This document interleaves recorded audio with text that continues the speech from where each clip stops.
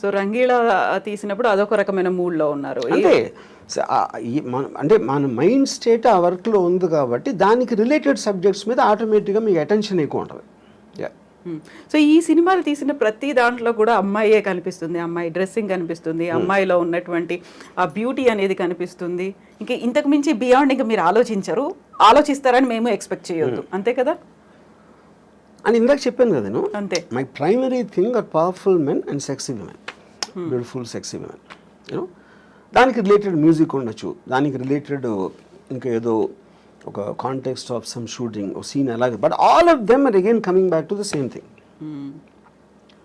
నేను సినిమాలోకి వచ్చింది శ్రీదేవి గారిని డైరెక్ట్గా చూడటానికి వచ్చాను, అంతేగాని మంచి సినిమా తీద్దాం, మంచి ఎంటర్టైన్మెంట్ ఇద్దాం, ఫ్యామిలీ అందరూ చూడదగ్గ సినిమా అని నేను ఎప్పుడు రాలేదు.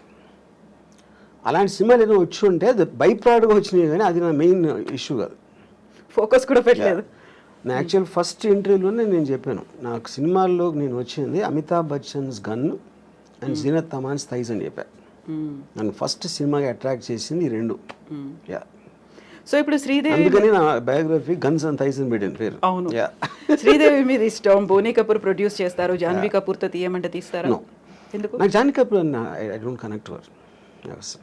సో శ్రీదేవి కనెక్షన్ ఉంది కదా అక్కడ. కానీ శ్రీదేవి గారు పర్టికులర్ పర్సన్, ఆవిడికి పుట్టిన బిడ్డ, కానీ ఈవిడ శ్రీదేవి కాదు కదా. నాకు today somebody might like her more than Sridevi, అది వాళ్ళ పర్సనల్ విషయం.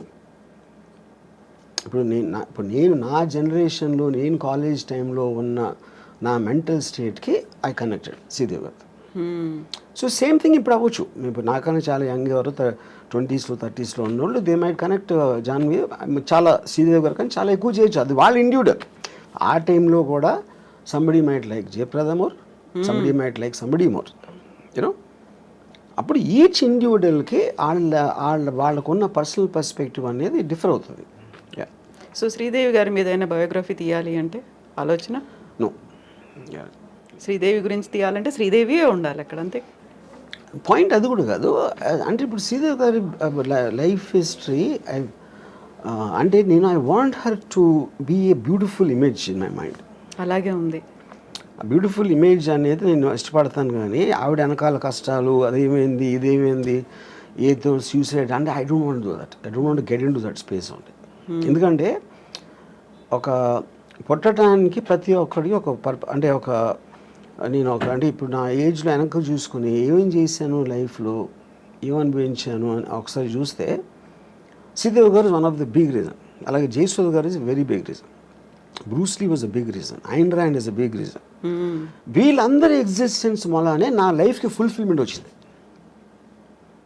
వీళ్ళని తీసేస్తే నా లైఫ్ బ్లాంక్. అసలు నేను వెనక్కి తిరిగి చూసుకుంటే కొంతమంది వ్యక్తుల్ని తీసేస్తే my life is a full blank.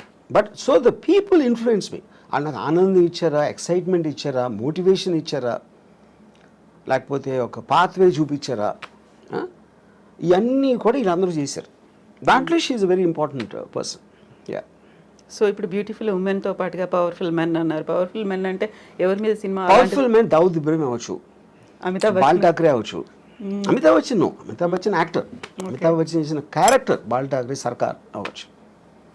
లేకపోతే అంటే ఇట్ ఈస్ ఎవరో పోలీస్ ఆఫీసర్లు, ఎవరో gangsters, terrorist, Osama bin Laden అవ్వచ్చు. All of them interest me. Pawn stars అవ్వచ్చు. ఇవన్నీ చూసాము. కిమ్ గురించి కావచ్చు, జిన్పింగ్ గురించి కావచ్చు, పుతిన్ గురించి కావచ్చు, ఇలాంటి మూవీస్ కూడా వస్తాయా? పవర్ఫుల్గా ఉన్నారు. డిపెండింగ్ ఆన్ అంటే ఆ పర్టిక్యులర్ మనిషిలో ఉన్న డ్రామా బట్టి. ఇప్పుడు జీపింగ్ సూరి నాకు పెద్ద తెలియదు, ఆయన అంటే చైనా గురించి అంత నేను ఎప్పుడు కాన్సన్ట్రేట్ చేయలేదు. Putin I know, but I feel Saddam Hussein is a great character. అంటే సినిమా స్టోరీకి సంబంధించినంత ఇది అని చెప్పేది.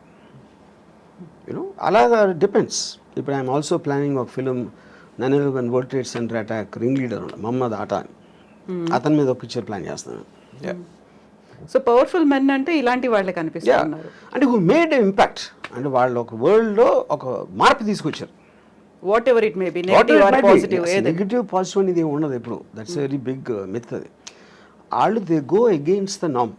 ఇప్పుడు హిట్లర్ సెకండ్ వరల్డ్ వార్ వచ్చిన మళ్ళానే ర్యాపిడ్ అడ్వాన్స్మెంట్ అయింది మొత్తం వరల్డ్ అంతా. ఎప్పుడైనా మీకు కటాస్ట్రాఫిక్ ఇన్సిడెంట్ వచ్చినప్పుడు ఆటోమేటిక్గా అడ్వాన్స్ అయిపోతుంది. అప్పుడు మీరు అలా చూసుకుంటే హిట్లర్ మంచి చెడ్డ చేసి కూడా తెలియదు. ఎవరికి చెడ్డ అప్పుడు పోయిన వాళ్ళకి.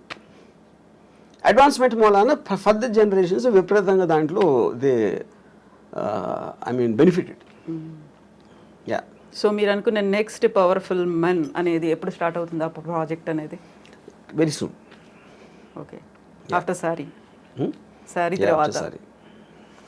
ఎస్ రాము గారు, థ్యాంక్ యూ సో మచ్ అండి. మనం ఎక్కడి నుంచో ఎక్కడికో వెళ్ళిపోయాం, పెళ్ళిళ్ళ దగ్గర నుంచి మొత్తం పవర్ఫుల్ మెన్ దగ్గర కూడా వెళ్ళిపోయాము. థ్యాంక్ యూ సో మచ్ అండి.